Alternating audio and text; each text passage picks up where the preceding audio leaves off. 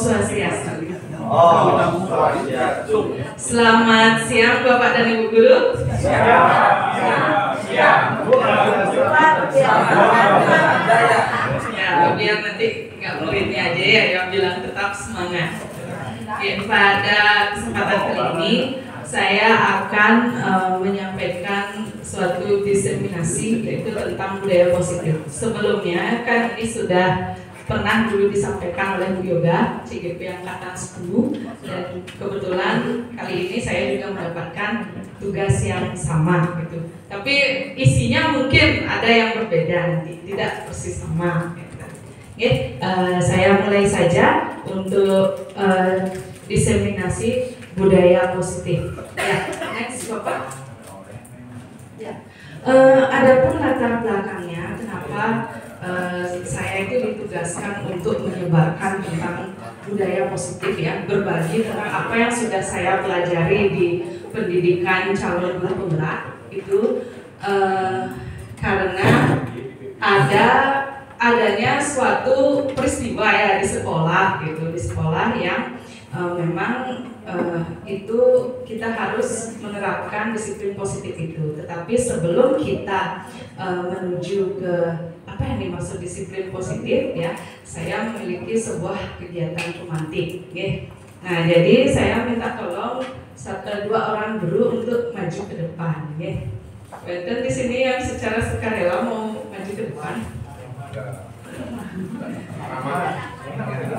Kalau tidak, ya baik. Ibu Nyoman Sugantri dan ada yang mau coba lagi satu.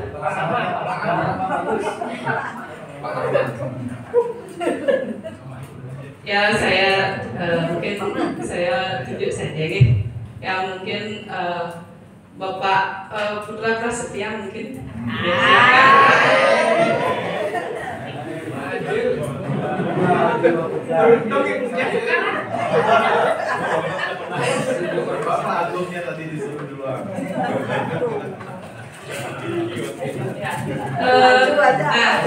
Mungkin Bapak dan Ibu Guru bisa memperhatikan sekarang ini. Nah, coba sekarang Bapak Agung mengepapkan tangannya. Coba kalian berhadap-hadapan.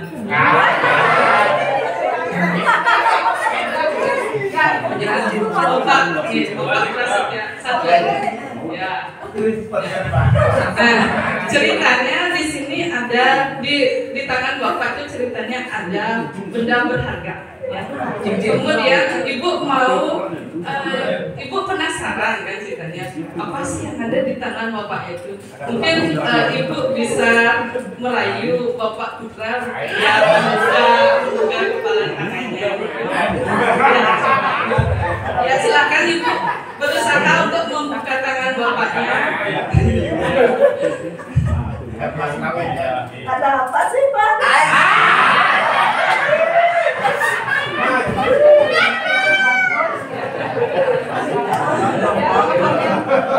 Lihat dong. Apa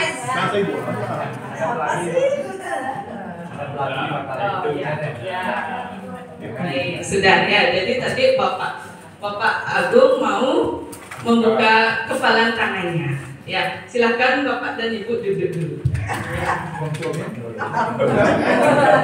Artinya tadi Bapak Agung Prasetya dengan mudahnya membuka kepalan tangannya ya, padahal baru dirayu sedikit. Dari kegiatan yang dilakukan Ibu dan Bapak tadi, apa yang bisa Bapak Ibu simpulkan? Tidak ditulis. Mungkin kita bisa ada mungkin Bapak Ibu yang mau menyampaikan pendapat. Jangan mudah tergoda. Mudah tergoda. Ya, baik. Kemudian ada lagi. Untuk mendapatkan sesuatu itu harus dengan rayuan. Harus dengan rayuan. Ya. Jadi ini semua. Mungkin ada lagi yang punya pendapat lain Bapak Ibu? Ikhlas untuk dibuka. Bukan dirayu, ikhlas dibuka.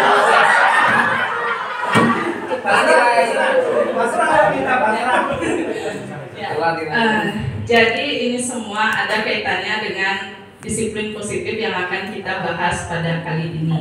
Ini semua ada kaitannya dengan yang disebut kontrol diri. Gitu. Kontrol diri. Jadi dari yang dilakukan Bapak Agung tadi kan Bapaknya mau membuka tangan. Artinya yang memiliki kekuasaan untuk membuka tangan itu kan Pak Agungnya sendiri. Kalau misalnya ada dirayu, kalau misalnya nggak mau dibuka tangannya ya berusaha kan untuk mempertahankan kepalan tangannya. Kalau tidak, ya udah dengan mudah saja dibuka seperti itu. Jadi yang bisa mengontrol diri kita sendiri, yang punya kekuasaan untuk mengontrol diri kita adalah diri kita sendiri. Itu yang erat kaitannya dengan motivasi intrinsik ya dari dalam diri kita. Next, Bapak. Nah ini ya. Nah jawabannya tentu kita sendiri yang memegang kontrol dari kepalan tangan kita. Jadi ada beberapa kemungkinan nanti. Ya tadi kan Bapaknya mau membuka tangan, bisa saja dia mempertahankan atau mungkin lama-lama baru mau buka tangannya kan gitu ya. Next. Nah ini dia. Jadi ada seorang psikiater sekaligus ahli pendidikan yang namanya Dr. William Glasser dalam kontrol teori yang kemudian itu berkembang namanya choice theory. Ya, jadi beliau meluruskan beberapa miskonsepsi tentang kontrol. Ya, awalnya kan dikontrol, sekarang disuruh kalau choice itu apa artinya Pak itu? Pilihan ya. Jadi dari mengontrol menjadi memilih gitu ya. Baik, next. Nah ini dia. Jadi ini semua ada kaitannya dengan yang biasa kita lakukan sehari-hari. Oke. Jadi kan ada suatu ilusi bahwa guru itu mengontrol murid. Mungkin Bapak Ibu pernah merasakan seperti itu. Kita yang mengontrol muridnya, itu ya Pak. Kemudian ada suatu ilusi bahwa semua penguatan positif, efektif dan bermanfaat. Setelah itu ada ilusi bahwa kritik ya dan membuat orang merasa bersalah itu dapat menguatkan karakter. Setelah itu ada suatu ilusi bahwa orang dewasa memiliki hak untuk memaksa gitu ya. Kita sebagai guru itu bisa loh agak maksa murid gitu karena kita lebih dewasa seperti itu maksudnya. Tetapi ini kemudian mengalami perkembangan ya karena mungkin saja ini dinilai tidak relevan dengan zaman sekarang. Next. Nah ini dia, ada beberapa perubahan paradigma belajar kemudian ya, dimana di sini murid akan mampu menerima dan menyerap suatu pembelajaran bila lingkungan di sekelilingnya terasa nyaman dan aman ya. Kemudian selama seseorang merasakan tekanan-tekanan dari lingkungannya, maka proses pembelajaran akan sulit terjadi. Apa benar seperti itu Bapak Ibu? Kalau kita saja belajar dalam tekanan itu susah ya masuk ke otak. Nah kemudian salah satu tanggung jawab seorang guru itu adalah bagaimana menciptakan suatu lingkungan positif yang terdiri dari warga sekolah yang saling mendukung, saling belajar, saling bekerja sama sehingga tercipta kebiasaan-kebiasaan baik. Nah karena dari kebiasaan baik ini akan tumbuh menjadi karakter-karakter baik dari warga sekolah seperti itu. Okay. Nah jadi itu perubahannya dari dulunya ada monhol, sekarang bagaimana cara kita untuk menciptakan lingkungan yang aman untuk belajar murid ya, yang aman dan nyaman. Next. Baik Bapak Ibu, saya mengajak Bapak Ibu untuk memejamkan mata. Silakan Bapak Ibu semua untuk memejamkan mata terlebih dahulu. Kemudian Bapak Ibu bayangkan, baik, ya. Kemudian Bapak Ibu bayangkan bagaimana sekolah impian yang Bapak Ibu inginkan.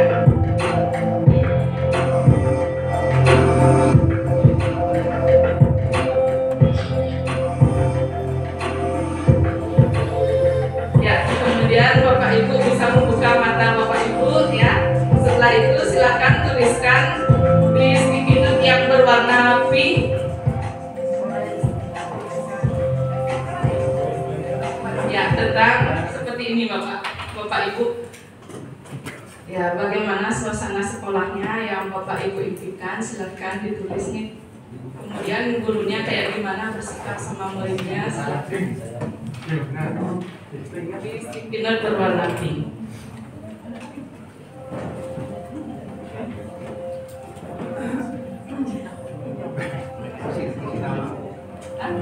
Tidak usah berisi nama ya.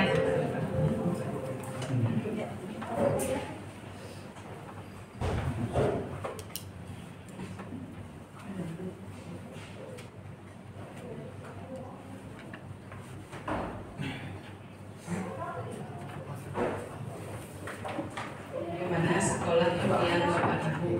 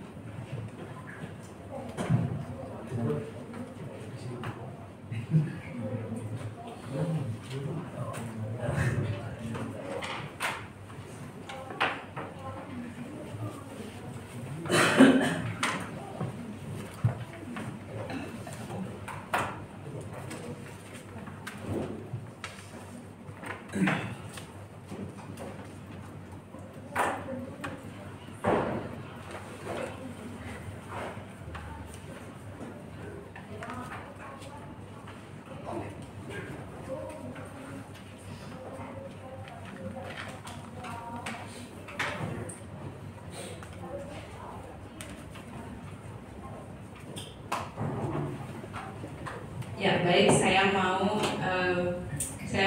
melihat jawaban Bapak Ibu. Ya, jadi ini ada salah satu pendapat kan, bahwa sekolah impian dari pernyataan ini adalah siswa merasa nyaman, senang, riang gembira selama di sekolah. Guru semua saling berbagi pengetahuan dan wawasan untuk kemajuan sekolah. Wah, luar biasa sekali ya sekolah impiannya.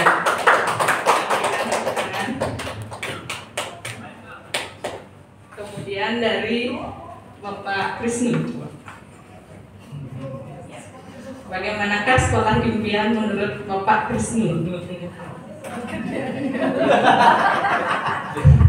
Ya, jadi Bapak Krisnu menginginkan di sekolah itu kebersamaan dan kompak selalu, dan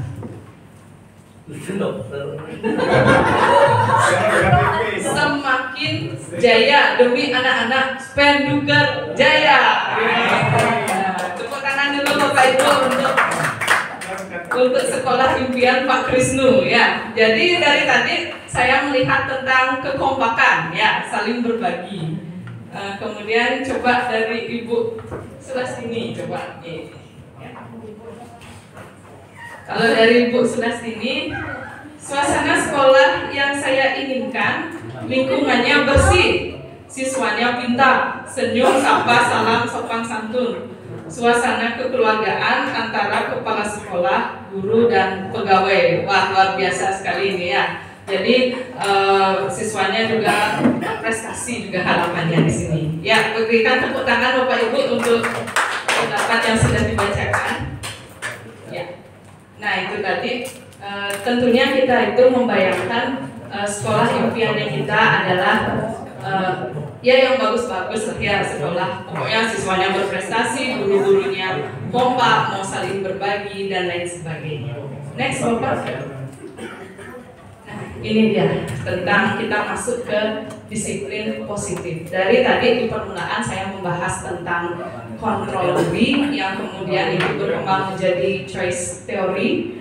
Setelah itu tadi saya mengajak Bapak Ibu untuk membayangkan sekolah impian. ternyata sekolah impian itu bisa diwujudkan salah satunya adalah melalui disiplin positif. Ya, apa itu disiplin positif? Ya, jadi kita berangkat dari kata disiplin terlebih dahulu.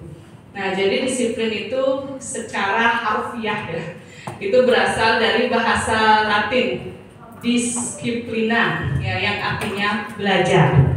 Kata disiplin juga berasal dari akar kata yang sama dengan disciple atau murid atau pengikut ya. Maksudnya di sini bukan ekstrinsik, artinya bukan berasal dari luar.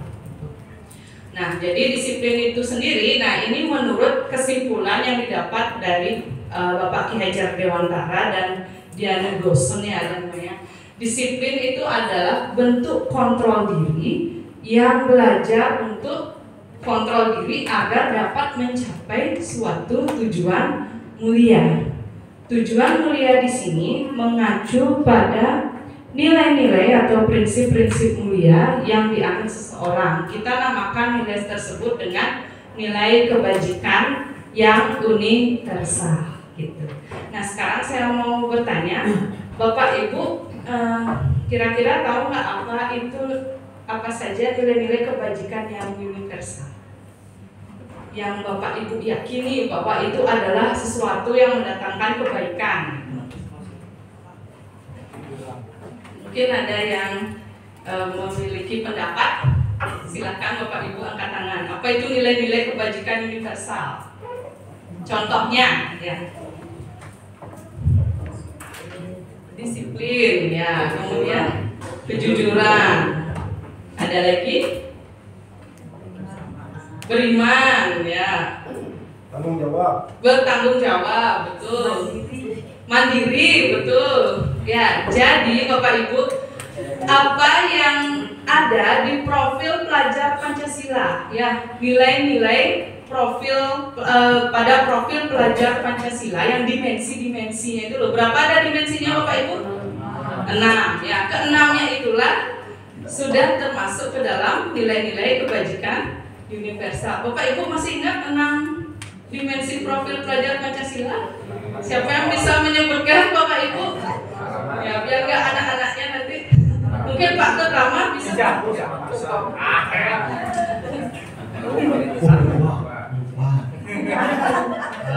Dari bawah dulu ya. Dari yang pribadi dulu, mandiri, bernalar kritis, kemudian yang terakhir melahirkan kreativitas. Kemudian yang pertama beriman dan bertakwa pada Tuhan Yang Maha Esa. Kemudian yang kedua berkembang global. Kemudian yang ketiga bergotong royong. Dan baru 3. Ya, tepuk tangan untuk Bapak Rama ya. Tadi sudah dikocok-kocok kepalanya. Lagi nomor 6, lagi nomor 1. Ya, lagi ke nomor 5. Ya, terakhir ada 3 ya. Nah, jadi itu ya kurang lebih itulah kebajikan, nilai-nilai kebajikan universal ya yang berlaku untuk kita dan murid-murid nanti. Next, Bapak. Nah, ini dia. Jadi ada salah satu perubahan lagi ya, bahwa yang dulunya itu adalah stimulus respons, sekarang itu menjadi teori kontrol. Salah satunya pada stimulus respon itu menyatakan bahwa kebutuhan kita sama. Tetapi jika teori kontrol, kebutuhan kita itu berbeda. Artinya kita menghargai bahwa kebutuhan seseorang itu berbeda-beda, tidak bisa disamakan. Itu ya perkembangannya. Nah, kalau dari yang Bapak Ibu baca ini, mana yang lebih gini rasanya lebih luas? Stimulus respon atau teori kontrol? Ya, betul sekali, teori kontrol. Nanti saya akan bahas lagi lebih dalam. Next, Bapak. Nah, ini dia. Ya, motivasi perilaku manusia. Ada 3 motivasi manusia itu dalam berperilaku, Bapak Ibu. Ya, yang pertama itu adalah, nah ini juga berlaku untuk murid nanti ini. Ya, jadi motivasi mereka dalam berperilaku itu yang pertama untuk menghindari ketidaknyamanan atau hukuman. Bapak Ibu pernah tidak merasakan muridnya seperti itu? Mereka berperilaku itu motivasinya adalah untuk menghindari hukuman. Pernah? Ya, kita aja sebagai guru sering juga. Yang kedua, untuk mendapatkan imbalan atau penghargaan dari orang lain, ya. Nah, misalnya contoh ini, Bapak Ibu misalnya ikut diklat gitu ya. Itu kan tujuannya untuk mendapat sertifikat. Apakah itu datangnya dari motivasi Bapak Ibu sendiri? Jika tujuannya memang untuk mendapat sertifikat saja? Tidak, artinya kan. Nah, jadi itu masih motivasi dari luar, ya, motivasi intrinsik. Ya. Kemudian Bapak Ibu misalnya mengikuti diklat sampai ke luar daerah gitu kan, mau ikut gitu.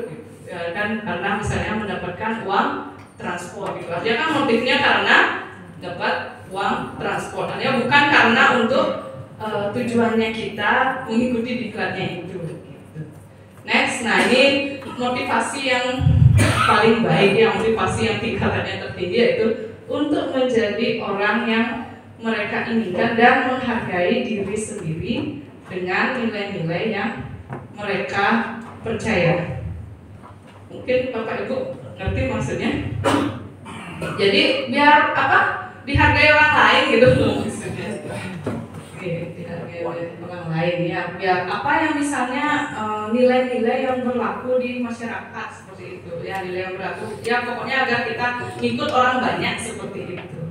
Ya. Nah, ini sebenarnya motivasi perilaku manusia ya. Ini tidak ada yang intrinsik ya. Jadi nanti bagaimana caranya kita untuk menumbuhkan agar motivasi itu berasal dari dalam diri. Next.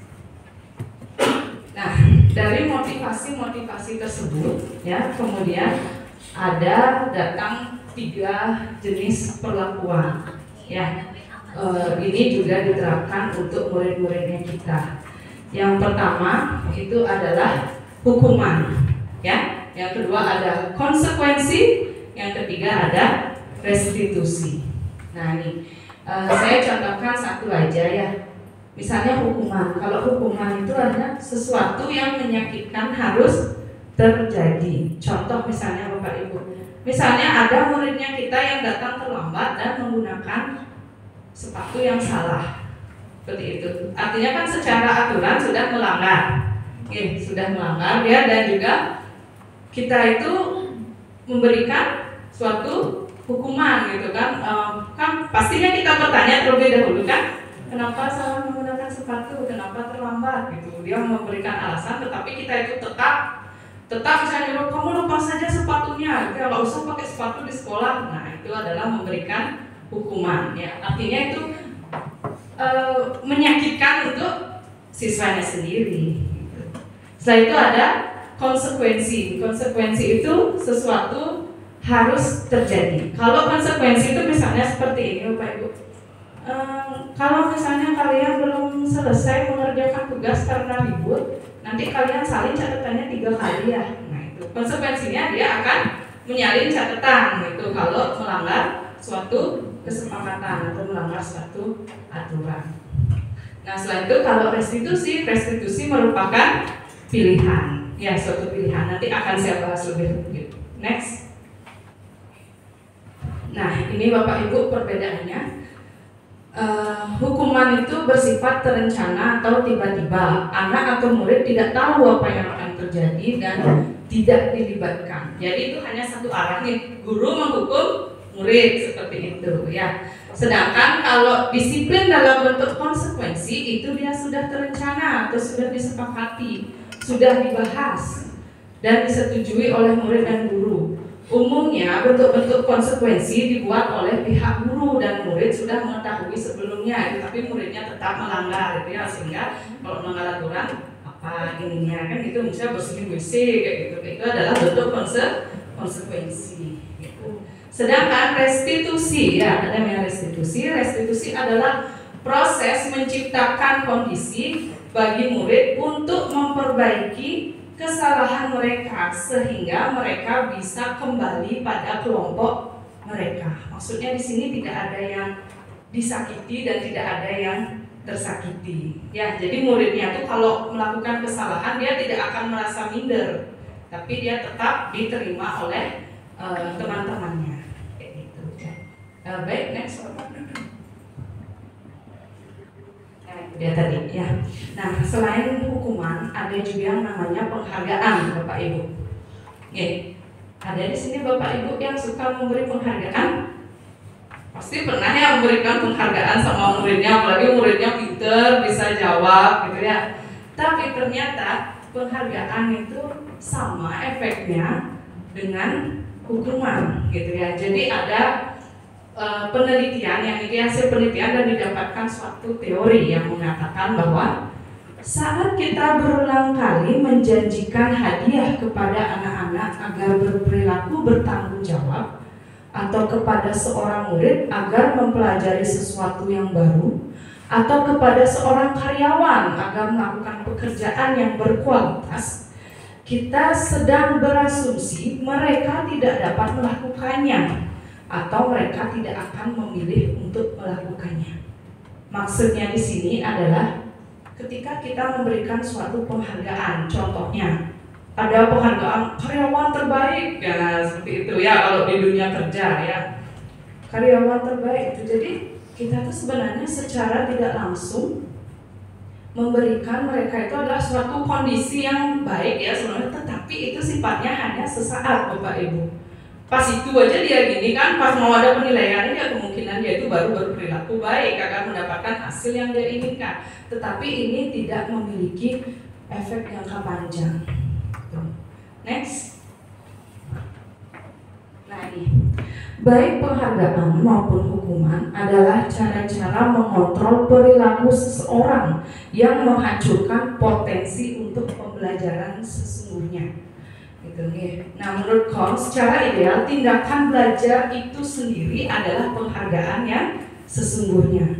Jadi maksudnya di sini murid gitu ya atau kita sendiri juga berproses gitu, tanpa ada pujian atau sanjungan yang berlebihan atau tanpa dihukum, kita yang menemukan sendiri. Itu sih yang saya tangkap dari bacaan ini.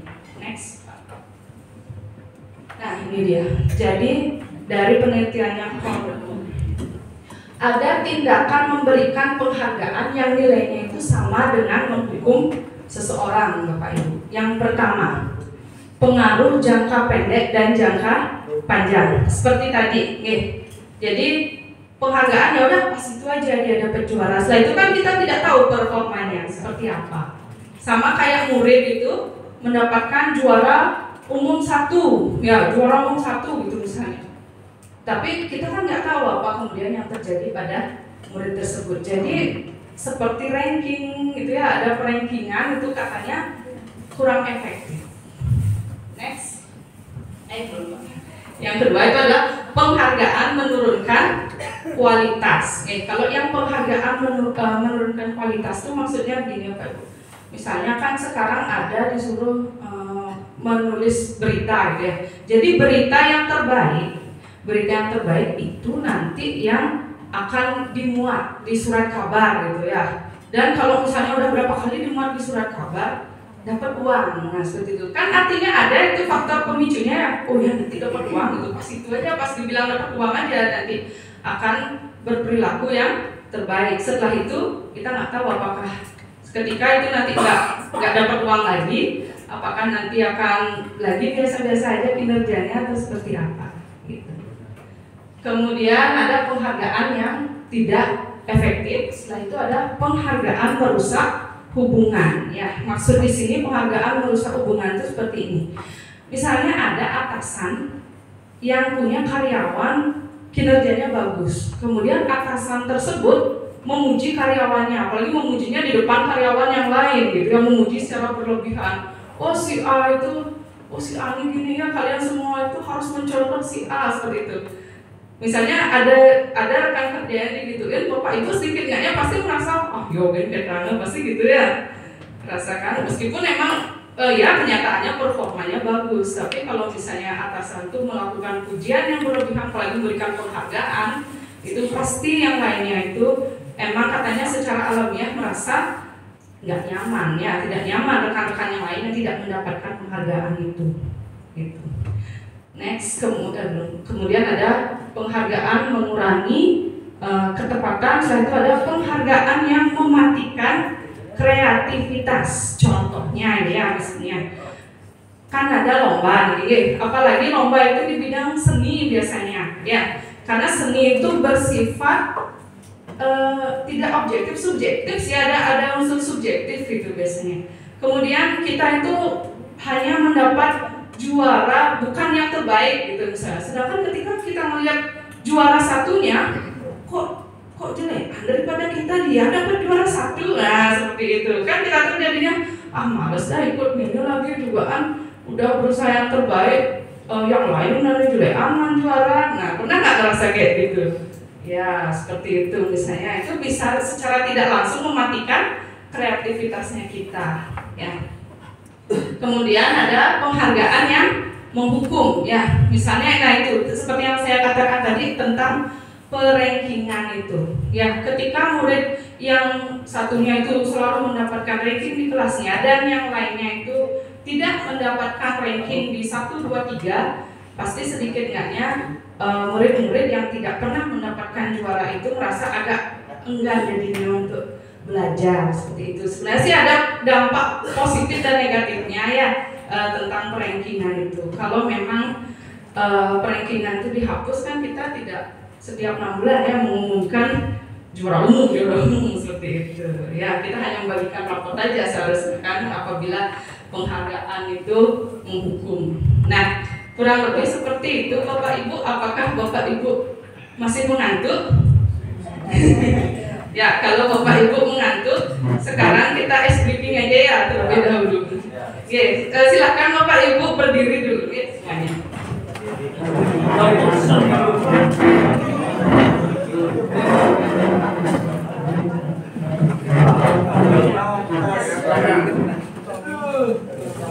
Ya, jadi untuk ice breakingnya ini ya saya tidak memakai musik ya. Nah coba bayangkan kalau Bapak Ibu sekarang ceritanya adalah pohon kelapa. Bagaimana kalau Bapak Ibu jadi pohon kelapa? Ya. Oh kalau Pak Rama gini tangannya. Mungkin yang lainnya pohon kelapa kan ada gini ya di kepala ya. Silakan Bapak Ibu angkat tangannya semua. Ya. Nah kemudian bagaimana pohon kelapa kalau kena angin dari kiri? Berarti dia akan kemana? Kalau dari kiri ke kanan ya. Ya, dari kanan. Kemudian dari belakang. Dan sekarang kepala pohon kelapanya kena angin dari depan. Belakang. Dari depan. Dari depan. Dari depan lagi kena angin. Dari kiri kena angin. Dari kiri lagi. Ya sampai nyerendeng ya. Ya. Kemudian dari tengah-tengah. Ya. Ya, sekarang pohon kelapanya diam dulu ya. Ya, anginnya sudah tenang, sekarang Bapak Ibu bisa duduk. Ya.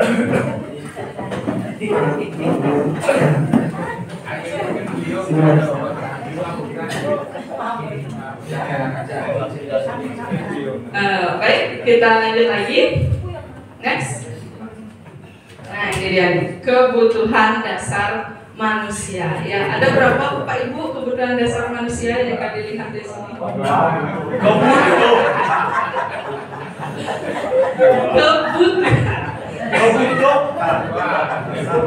Ya, coba Bapak Ibu literasi dulu. Ya, berapa ada kebutuhan dasar manusia? 5. Ya, ada 5. Yang pertama itu adalah kebutuhan untuk bertahan hidup. Kalau bertahan hidup, Bapak Ibu perlu apa? Makan. Ya, ya. Jadi, perlu kecer juga. Ya, pasti ya. Nah, jadi kalau kebutuhan bertahan hidup itu meliputi 3 bahan pokok itu ya, sandang, pangan, dan papan. Ya. Kemudian yang kedua itu adalah membutuhkan kasih sayang dan rasa diterima. Bapak Ibu butuh kasih sayang nggak? Setiap hari saya disuruh baru kasih sayang.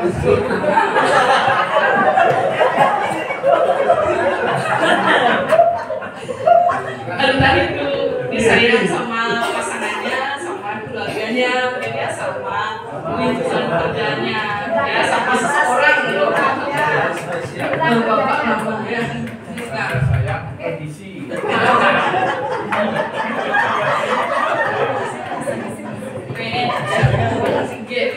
Saya kira Bapak Ibu sudah paham nih kebutuhan akan rasa kasih sayang dan rasa diterima itu ya.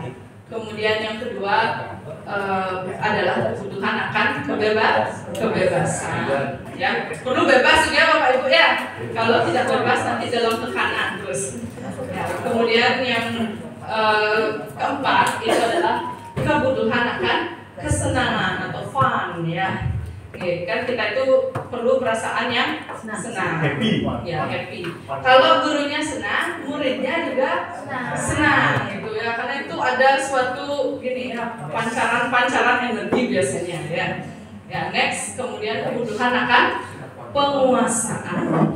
Ya kalau kebutuhan akan penguasaan tuh kira-kira Bapak Ibu ngerti nggak contohnya seperti apa? Misalnya ya kalau pada murid kebutuhan akan penguasaan ya, misalkan ada murid itu dia suka mengganggu temannya gitu kan, mengganggu temannya. Kalau temannya itu kesel gitu kan, merasa kesel diganggu, dia senang gitu. Artinya ini yang mengganggu itu dia bisa menguasai orang itu sehingga menjadi kesal ya, itu kebutuhan akan penguasaan. Terus ada juga murid-murid itu yang dia itu ingin aktif di depannya loh, maju, pokoknya selalu mau maju ke depan aja. Jadi dia tuh merasa senang gitu karena teman-temannya itu mengakui ke kehebatannya dia. Nah ada ya, jadi dia tuh sedang memenuhi kebutuhan akan penguasaan. Next. Nah, ini. Semua orang senantiasa berusaha untuk memenuhi kebutuhannya dengan berbagai cara. Bila mereka tidak bisa mendapatkan kebutuhannya dengan cara yang positif, mereka bisa melanggar peraturan atau melakukan hal-hal yang tidak sesuai dengan nilai-nilai kebajikan. Ya, mungkin kita punya murid yang bisa dibilang bukan kebutuhan khusus ya. Ya sering bikin ulah lah. Ya, Bapak dari BK mungkin. Oh, BK. Ya, ada kan ya murid yang sering sekali bikin ulah gitu, berulang-ulang ya. Nah ternyata ya pokoknya berulang-ulang gitu ya. Jadi ya entah itu dari kelas 7, kelas 8 atau kelas 9, ternyata murid yang sering melakukan kesalahan atau melanggar aturan secara ulang-ulang atau menyebabkan ketidaknyamanan, itu artinya ada kebutuhan dari mereka yang belum terpenuhi. Ya, dia mencari perhatian dengan cara yaitu melanggar biar diperhatikan ya. Mungkin dia kebutuhan akan kasih sayang kalau seperti itu ya. Yang suka cari perhatian itu muridnya dia. Berarti dia sedang berusaha untuk memenuhi kebutuhan akan kasih sayang. Ya. Kemudian kalau ada murid-murid yang suka malak-malak uang gitu misalnya, artinya murid tersebut sedang di mana Bapak Ibu? Berusaha memenuhi kebutuhan yang mana? Ya, ada beberapa kemungkinan. Bisa saja karena dia nggak dikasih uang sama orang tuanya, dia sedang berusaha memenuhi kebutuhan gini ya, akan bertahan hidup.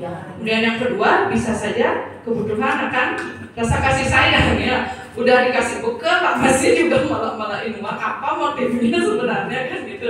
Pasti dia sedang memenuhi 4 kebutuhan yang lain gitu ya. Ya, next. Nah, ini sekarang Bapak Ibu silakan jika Bapak Ibu pernah nggak merasa kebutuhannya sudah dipenuhi semua. Ya, jika Bapak Ibu merasa kebutuhannya itu sudah dipenuhi, silakan Bapak Ibu tulis di sticky note warna kuning ya, tentang bagaimana dunia berkualitas versinya Bapak Ibu. Silahkan dibaca dulu ya Bapak Ibu slide-nya.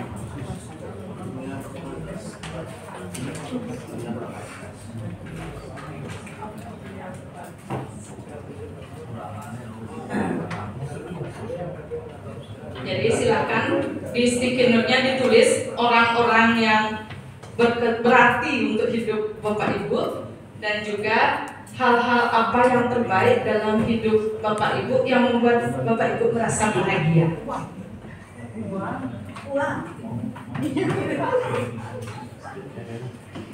Melihat teman menderita. SMS. Kan bahagia.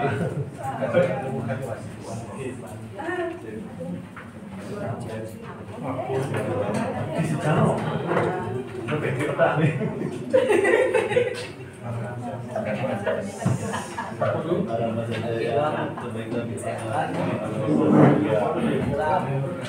Lalu berkumpul dengan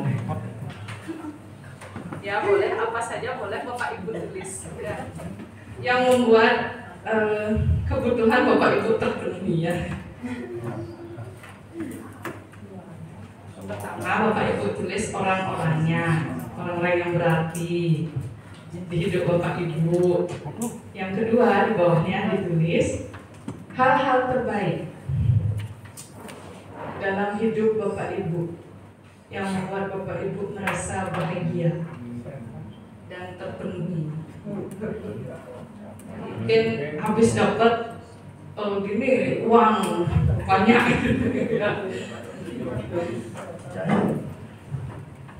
bisa membeli segala sesuatu yang diinginkan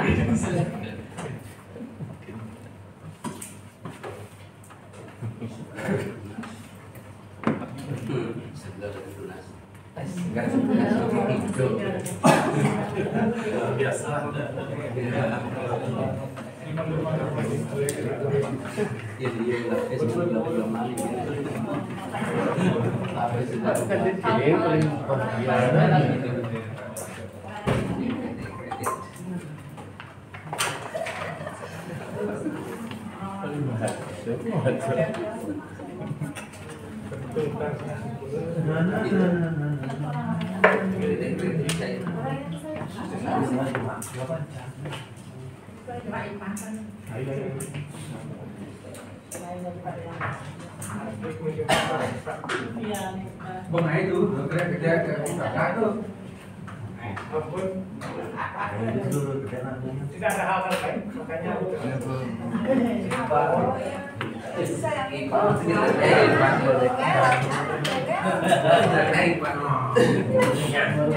Baik, untuk mempersingkat waktu, di sini sudah ada yang selesai dalam membuat ya tentang dunia berkualitas menurut versinya. Ya, jadi yang pertama dunia berkualitas menurut Bapak Kepala Sekolah kita.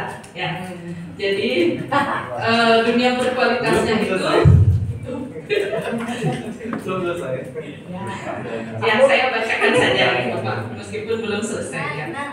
Jadi bagi Bapak itu Bapak Kepala Sekolah kita, orang-orang yang berarti untuk hidupnya itu adalah orang-orang yang peduli ya. Jadi mungkin saya di sini nggak peduli apakah ada hubungan darah atau tidak, yang penting peduli gitu berarti.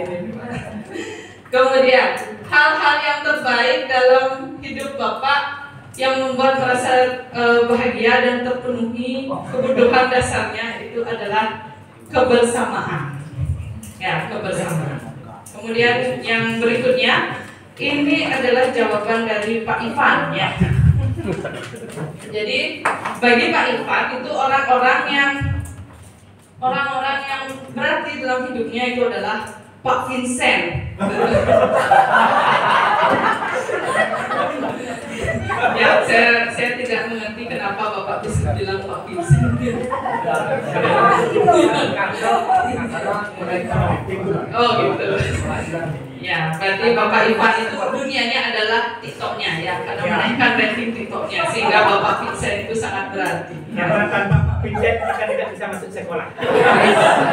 Karena Bapak Vincent yang mau kunci. Next ya. Oke, jadi hal-hal terbaik dalam hidup Pak Ivan di sini yang membuat dia merasa terpenuhi semua kebutuhannya itu adalah semua hutang pinjol lunas. Dan semuanya sehat walaupun kere ya. Ya luar biasa sekali ya. Baik, berikan tepuk tangan. Nah itu dia. Jadi dari kebutuhan dasar syarat jika sudah terpenuhi, maka kita akan bisa menciptakan dunia yang berkualitas sesuai dengan versinya kita. Ya, next. Nah, ini dia. Kemudian ada yang disebut dengan posisi kontrol restitusi. Ya, jadi program disiplin positif yang ditawarkan di sini sehingga nantinya berpusat pada murid, ya, yang dikembangkan oleh Diane Gossen, ya, yang pasti Diane Gossen itu orang yang penting ya Bapak Ibu, ya, makanya namanya ada di sini kan. Itu adalah dengan pendekatan restitusi yang disebut dengan 5 posisi kontrol. Bapak Ibu masih ingat nggak apa saja 5 posisi kontrolnya? Sebagai apa saja Bapak Ibu kita sebagai guru? Kita bisa bertindak sebagai satu, ya Bapak pasti tahu Pak. Mungkin yang lainnya? Oke, mungkin sudah lupa ya sama penjelasan ini dulu. Next saja Bapak. Nah, ini dia. Jadi kita punya 5 posisi. Yang pertama adalah sebagai penghukum, yang kedua pembuat merasa bersalah, kemudian sebagai teman, kemudian sebagai pemantau, dan sebagai manajer. Nah, kalau Bapak Ibu perhatikan, yang paling bagus itu sebagai apa sih? Yang paling ideal kalau sesuai teorinya ini?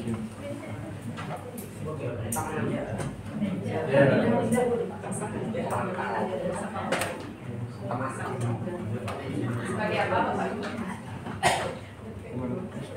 Kalau idealnya di sini itu kita sebagai manajer, ya. Kenapa? Nah, contohnya kalau sebagai penghukum, perbuatan guru itu adalah menghadik, menunjuk-nunjuk. Kalau pembuat merasa bersalah, kita itu berceramah, ya, berceramah menunjukkan kekecewaan yang mendalam itu, ya. Kita pernah nggak kita giniin murid biar dia merasa bersalah? Ya, buat dia merasa, emang sih tidak menghukum, tapi buat merasa bersalah. Setelah itu sebagai teman, ya, jadi membuatkan alasan-alasan untuk murid-muridnya, ya, seperti sebaya gitu, ya. Nah, nanti akan saya putarkan videonya. Kalau pemantau itu menghitung dan mengukur, setelah itu ada sebagai manajer. Ya, sebagai manajer itu dengan mengajukan pertanyaan. Ini semua memiliki efek, ya, atau dampak bagi muridnya nanti Bapak Ibu. Ya, untuk memperjelasnya kita bisa nonton video.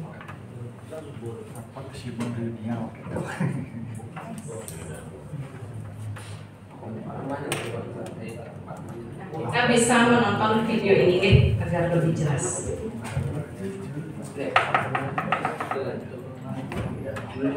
Posisi kontrol.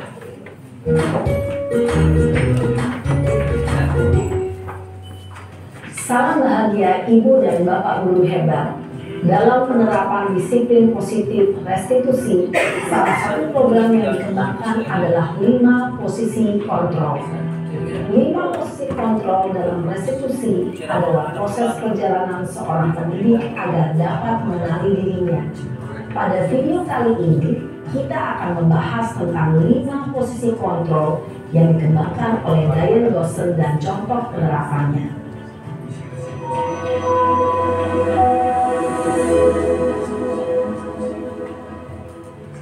Lima posisi kontrol itu adalah 1. Posisi penghukum, 2. Posisi pembuat merasa bersalah, 3. Posisi teman, 4. Posisi pemantau atau monitor, 5.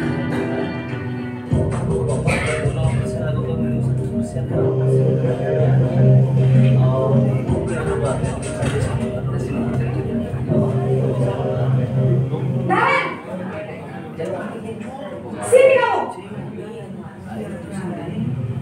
Selamat pagi Bu.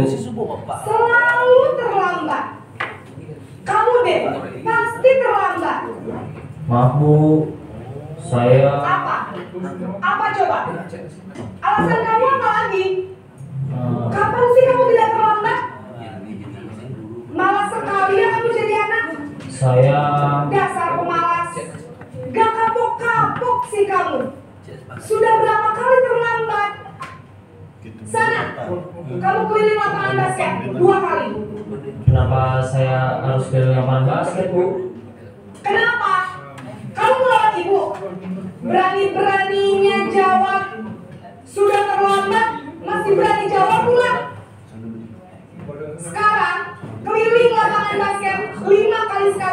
biar kapok. Cepat, pergi sana ke lapangan basket. Posisi penghukum biasanya berbicara dengan nada tinggi, menghardik, menunjuk-nunjuk, menyakiti, dan menyindir.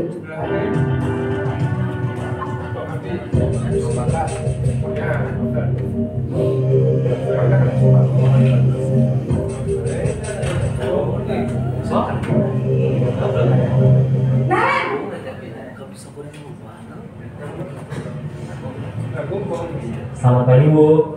Naren, kamu kenapa terlambat lagi, nak?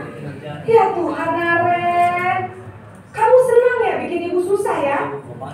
Kalau kamu terlambat lagi, nanti ibu yang ditegur sama kepala sekolah, nak. Disangka ibu tidak bisa membina kamu.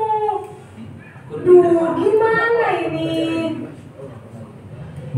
Maaf, Bu. Duh, Gusti Naren, kamu suka ya kalau ibu ditegur bapak kepala sekolah? Terus, sekarang ibu harus tulis apa yang di buku absen? Ini kamu sudah sering terlambat loh. Ibu harus apa coba? Maaf, Bu. Maaf sekali. Ya sudah, lain kali jangan bikin ibu susah lagi ya, nak ya. Ibu tidak akan kuat lagi kalau kamu begini terus. Bisa jantungan kalau ibu ditegur bapak kepala sekolah. Sana cepat kelas. Maaf ya, Bu. Maaf sekali. Posisi pembuat rasa bersalah berbicara.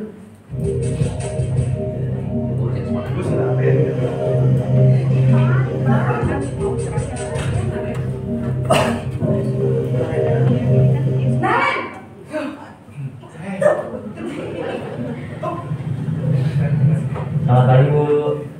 Wah, sudah jam berapa ini, nak? Terlambat lagi ya, sayang. Iya, Bu. Habis ibu saya lupa membangunkan saya, Bu. Kamu malah menyalahkan ibu kamu. Kamu bukannya anak yang larinya paling kencang. Kok terlambat sih? Iya, Bu. Saya memang terlambat bangun tadi. Jadi biarpun saya lari kencang, tetap gak kejar, Bu. Ya sudah, sana. Nanti lain kali larinya lebih kencang lagi ya. Biar gak terlambat lagi. Bikin seneng ibu demi ibu. Bisa kan? Bisa lah, Bu. Ya sudah, sana masuk kelas. Ibu beresin urusan absen kamu. Kamu ini ada-ada saja. Dalam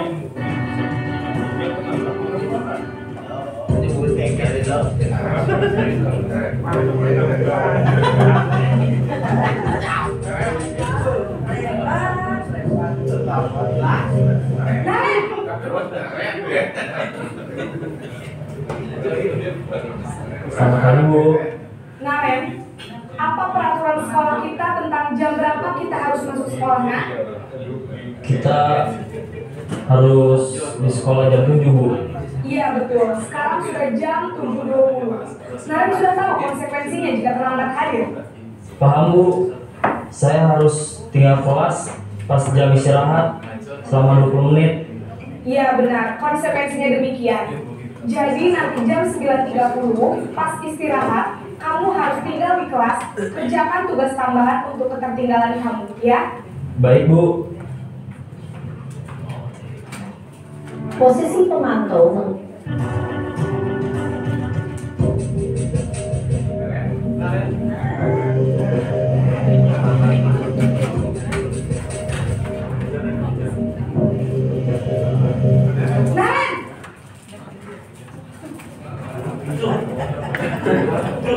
Selamat pagi, Bu. Selamat pagi, Naren. Maaf, Bu, saya terlambat. Ya, sekolah masuknya jam 7, sekarang sudah jam 7.20. Jadi sekarang bagaimana ini, Naren? Maaf, Bu, saya lupa alarm saya semalam. Baiklah, menurut kamu, keyakinan sekolah yang mana yang perlu kamu tingkatkan? Menghargai diri sendiri dan orang lain mungkin ya, Bu. Setuju. Jadi, apakah Naren meyakini prinsip saling menghormati tersebut? Iya, Bu, saya meyakininya. Apakah Naren bersedia memperbaiki masalah keterlambatan ini? Bersedia, Bu. Bagaimana kamu akan perbaiki masalah keterlambatan ini? Saya akan coba untuk tidak lupa menyetel alarm saya, Bu. Baik, kalau Naren lupa menyetel alarm di rumah, ada orang yang kira-kira bisa bantu mengingatkan tidak? Ada, Bu. Kakak saya, Kak Emma. Ada lagi selain Kak Emma? Selain Kak Emma, ada ibu saya. Baik, jadi yang mengingatkan Naren adalah Kak Emma dan ibu kamu ya? Kira-kira akan mulai alarm kapan nih Naren? Setelah pulang sekolah, akan segera saya lakukan. Baik, jadi Naren akan setel alarm untuk bangun besok pagi dan akan diingatkan oleh kakak dan ibunda Naren ya. Ada lagi yang mungkin perlu dilakukan Naren agar tidak terlambat bangun lagi? Tidak ada, Bu. Baik Naren, terima kasih untuk kerjasama kamu. Sekarang kamu perlu kembali ke kelas untuk belajar. Baik, Bu. Terima kasih. Posisi manajer terapkan.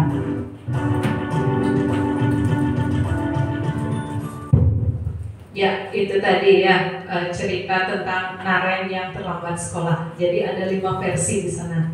Ya, jadi tindakan gurunya mulai dari sebagai penghukum sampai yang terakhir tadi adalah sebagai manajer. Kira-kira Bapak Ibu bisa mungkin menerapkan seperti itu? Ditanyakan terlebih dahulu. Ya, artinya restitusi ini kita diajarkan untuk pelan-pelan untuk menggali ya, dari menggali apa permasalahan muridnya, kemudian dibantu untuk menemukan solusi. Setelah itu apakah nanti muridnya itu yakin bisa menerapkan atau tidak, seperti itu intinya. Next Bapak. Nah, dari keyakinan tadi maka kita akan diajarkan untuk membentuk suatu keyakinan kelas. Nah, jadi mengapa keyakinan kelas, bukan peraturan kelas? Apa itu perbedaannya Bapak Ibu?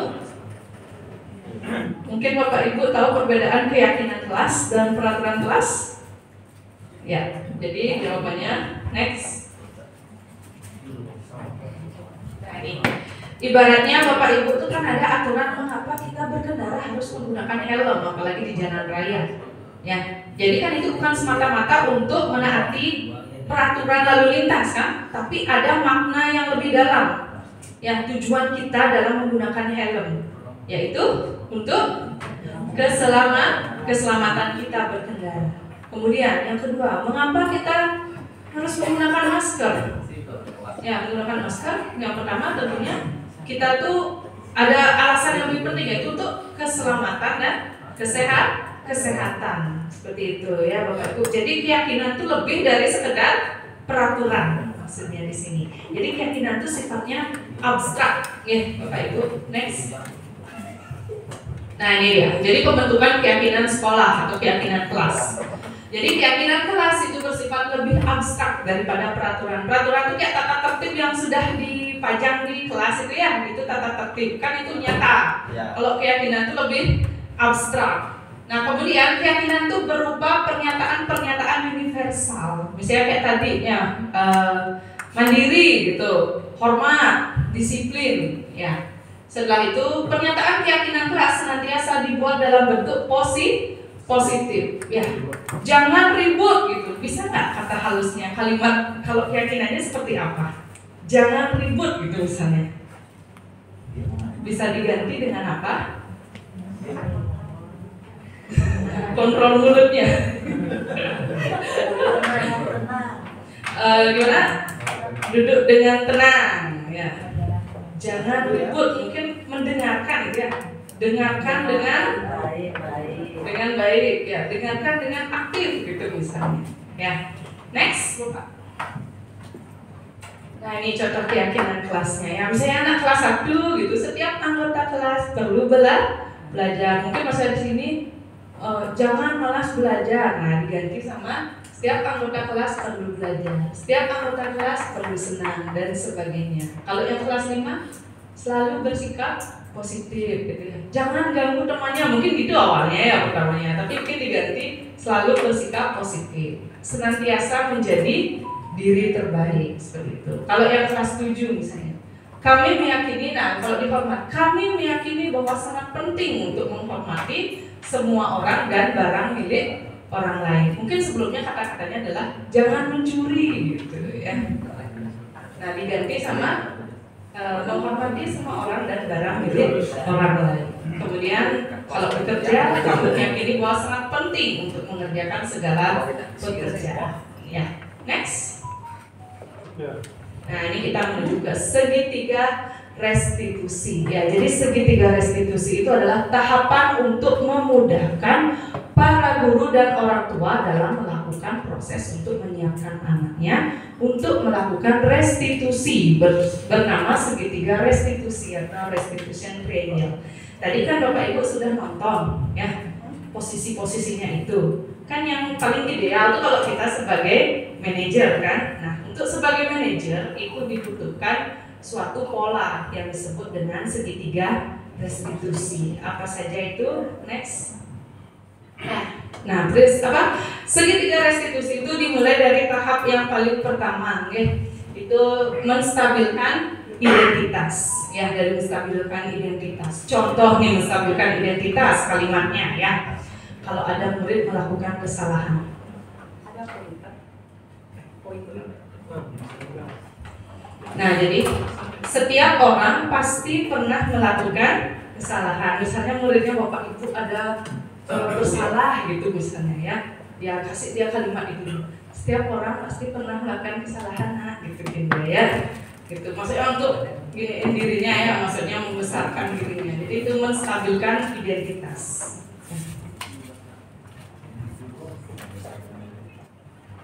Kemudian yang ini, nah saya adalah masalah muridnya. Kita bisa mengeluarkan kata-kata ini ya, menggunakan kalimat ini. Kamu bukan satu-satunya yang pernah melakukan ini, ya. Agar dia tidak merasa orang paling menderita di dunia ya maksudnya. Ya, kemudian next ada validasi tindakan yang salah. Ya, tahap yang kedua dari segitiga restitusi itu adalah validasi tindakan yang salah. Ya, jadi gini caranya ya. Adakah cara yang lebih efektif untuk mendapatkan apa yang kamu butuhkan? Kamu tentu punya alasan mengapa kamu melakukan itu. Misalnya muridnya itu rambutnya tidak diikat gitu kan. Rambutnya tidak diikat, harusnya kan sesuai aturan itu dikepang gitu. Jadi kita bisa menanyakan, kamu tentu punya alasan mengapa melakukan itu ya. Next, menanyakan keyakinan. Nah itu tadi. Ya ini dia ya. Nah jadi ini adalah video yang terakhir ya. Bagaimana penerapan segitiga restitusi. Silakan disimak Bapak Ibu.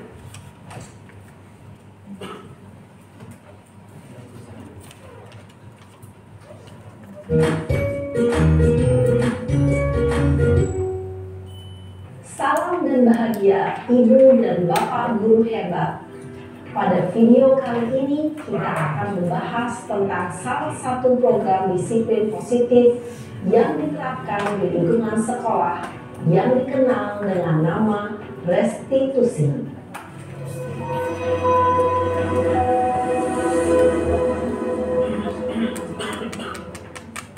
Segitiga restitusi adalah suatu proses dialog yang dijalankan oleh guru atau orang tua agar dapat menghasilkan murid. Nah ini contoh penerapannya Bapak Ibu.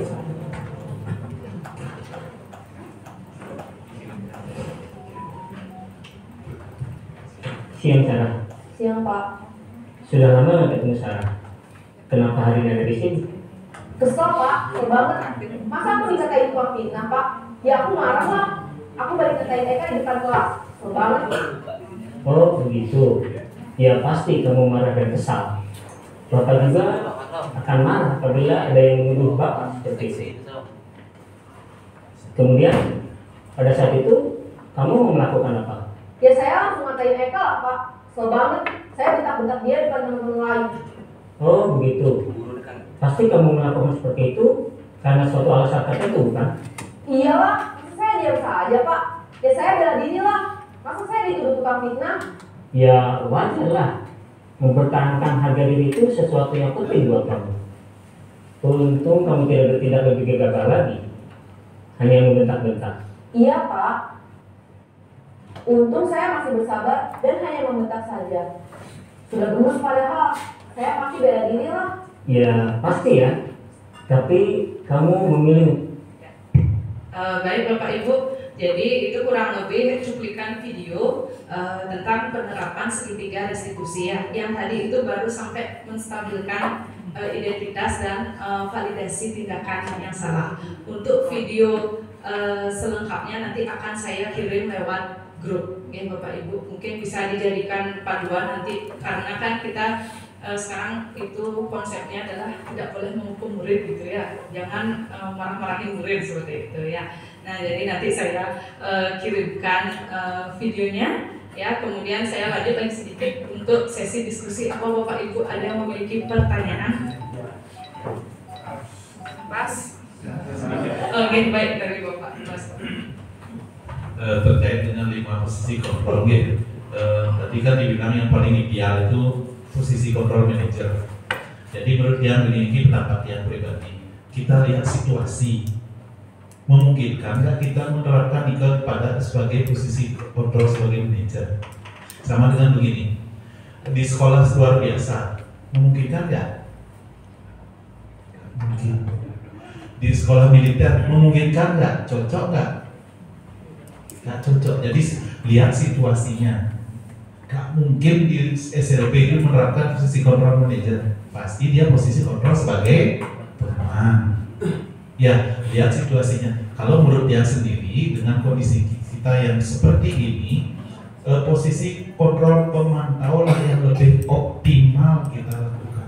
Idealnya ya manajer. Ya kalau murid kita cuma 5 orang. Jadi sesuaikan dengan situasi kondisi. Ya betul, manajer adalah yang ideal, tapi kalau mungkin Bapak Ibu sudah menerapkan ada kesepakatan kelas. Nah itulah bagian dari posisi kontrol kita sebagai pemantau. Ini kita tambahan dari dia.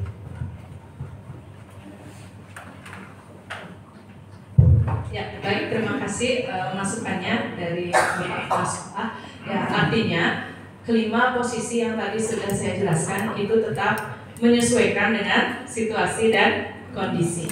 Oke, baik, jika sudah tidak ada pertanyaan lagi, ya, jadi kita tutup diskusi ini dan presentasi saya ini dengan para peserta. Oke, terima kasih Bapak Ibu.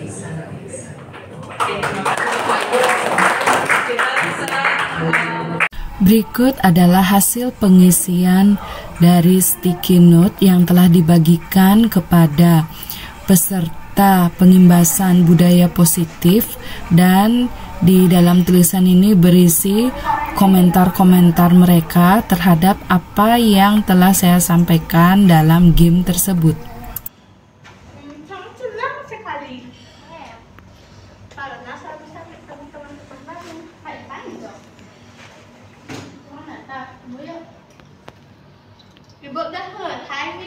Belum. Anak, sekarang kita akan membuat keyakinan kelas. Ya anak-anak ya, sebelumnya kalian harus tahu dulu, keyakinan kelas itu berasal dari kata yakin. Ya, jadi itu tuh lebih dari sekedar peraturan. Ada nggak di sini peraturan tata tertib?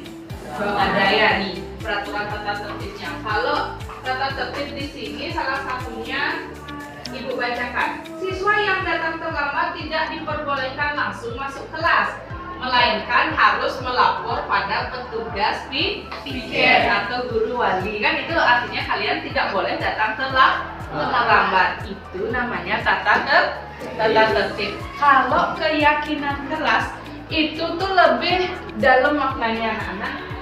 Ya, lebih dalam. Contoh misalnya, kenapa kalian memakai helm kalau berkendara? Untuk apa? Keselamatan. Ya, poinnya adalah keselamatan. Kan bukan semata-mata semata-mata hanya kalian ingin mematuhi tata tertib saja kan? Ya, tata tertib di jalan menggunakan helm. Kalau kayak gitu pasti kalian pas lagi di jalan sepi nggak ada kalian pakai helm kan gitu ya biasanya ya. Nah, tapi kalau misalnya itu tuh suatu keyakinan bahwa kita ini memiliki organ yang vital, ya pusat dari semuanya kan di kepala kita, di otak. Jadi harus dilindungi dengan menggunakan helm. Nah, itu sini lagi. Yang kedua, kenapa kita harus memakai masker? Polusi, terus untuk alasan kesehatan. Yakin kan ya, misalnya ya kan kita nggak pernah dulu di dunia. Itu adalah keyakinan. Kalau misalnya tata tertib, oh ya saya harus menaati kan itu, baju harus ini warnanya putih biru, Selasa putih biru, kemudian kalau hari Sabtu olahraga kan gitu ya. Nah kalau itu kan tata tertib. Nah kapan sih ada keyakinan kelas itu? Sekarang untuk mau ajak kalian menyusun dulu. Ya, kalian maunya kelas itu seperti apa? Gitu ya. Nah ini sekarang ibu mau buat kayak tabel T. Ya, di kiri itu adalah tugas guru. Habis itu di sini adalah tugasmu murid. Nah di sini ibu buat kayak gini lagi. Guru tidak boleh. Terus murid tidak boleh. Nah, kalian maunya kelasnya biar kayak gimana? Kan gitu. Menurut anak-anak, tugas guru ngapain? Mengajar. Satu mengajar, ibu tulis. Apalagi tugasnya guru? Memberi nilai.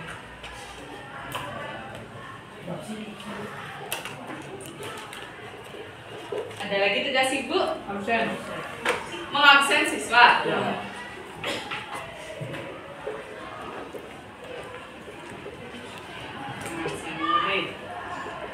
Ada lagi nggak tugas ibu? Apa ibu ikut menjaga kebersihan? Ikut. Itu tugas guru juga kan? Iya.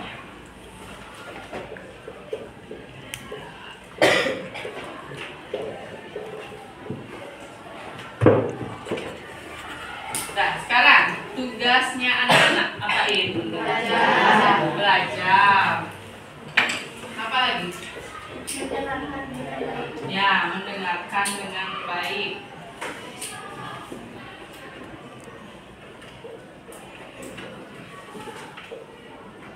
Ada lagi? Menghormati guru. Ya, ibu tulis. Ada lagi tugasnya kalian? Menjaga kebersihan juga, ya.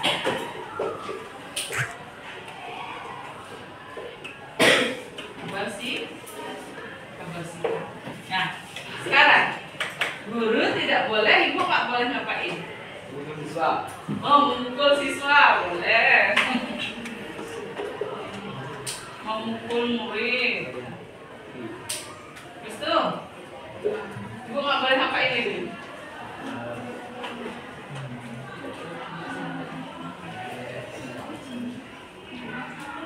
Ada lagi ibu nggak boleh ngapain, bilang aja. Misalnya kalau membuang sampah sembarangan boleh nggak? Ya. Ya, misalnya membuang sampah sembarangan. Ada lagi yang ibu nggak boleh? Apalagi yang kalian nggak senangi dari guru?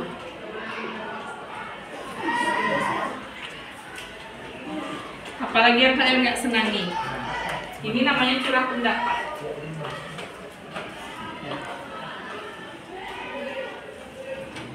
Apalagi ibu nggak boleh membentak siswa? Membentak, betul ya. Membentak ya, ibu nggak boleh membentak kalian. Nah, anggap itu dulu ya. Murid tidak boleh, kalian nggak boleh ngapain? Ribut ya, ribut di kelas. Apalagi? Melawan guru ya. Ada lagi? Melanggar tata tertib. bolos, ya. Yang keempat, bolos. Yang kelima apa lagi?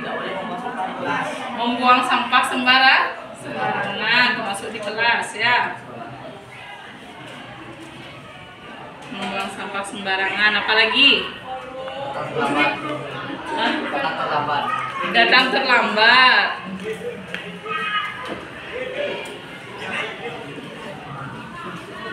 Datang terlambat, apa lagi? Tidak boleh merusak fasilitas kelas. Ah ya betul, merusak fasilitas kelas nih sering terjadi.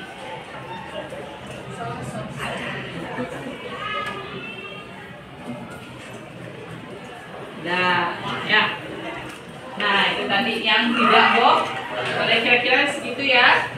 Nah, sekarang ini kan tugasnya kalian belajar, mendengarkan dengan baik, menghormati guru, menjaga kebersihan. Murid tidak boleh ribut, ya, melawan guru. Nah, sekarang ya, nilai keyakinan apa yang kalian dapatkan? Nilai keyakinan itu biasanya singkat, padat, dan jelas. Itu didapatkan dari kalimat positif, ya. Kalimat positif itu kan tugas muridnya, tugasnya kalian. Kalau belajar itu nilai apa di sana? Nilai-nilainya kita, nilai kebaikan itu ada. Contohnya misalnya bertanggung jawab, disiplin, menghormati, kemudian nilai kebersihan, terus ada bilang nilai keselamatan. Terus ada nilai kesehatan kayak gitu, ya. Kira-kira kalau belajar ini nilai apa?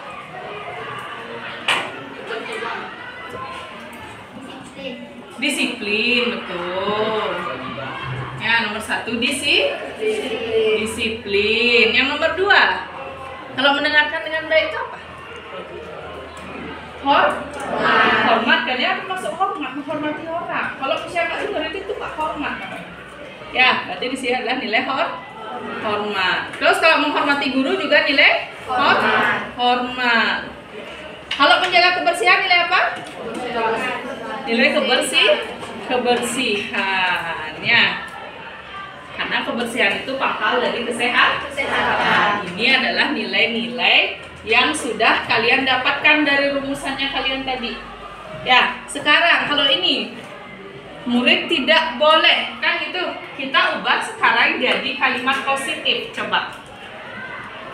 Murid tidak boleh ribut di kelas, itu apa? Kalau kalimat positifnya tidak boleh ribut di kelas, artinya lah, kalimat positifnya dari tidak boleh juga kayak gitu. Kalau tidak boleh ribut di kelas itu sama dengan ribut itu kan nggak mendengarkan ya biasanya, berarti kita ganti dengan mendengarkan dengan aktif. Tuh ya, mendengarkan dengan aktif. Mendengarkan dengan aktif gininya. Terus kalau melawan, tidak boleh melawan guru, berarti patuh terhadap guru ya. Patuh terhadap guru.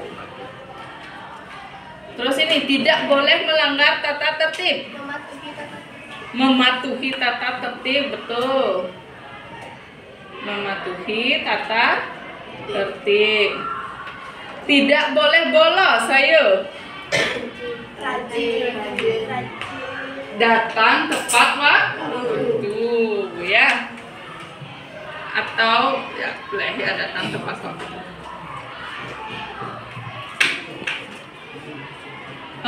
Tidak boleh membuang sampah sembarangan, berarti membuang sampah pada tempatnya ya.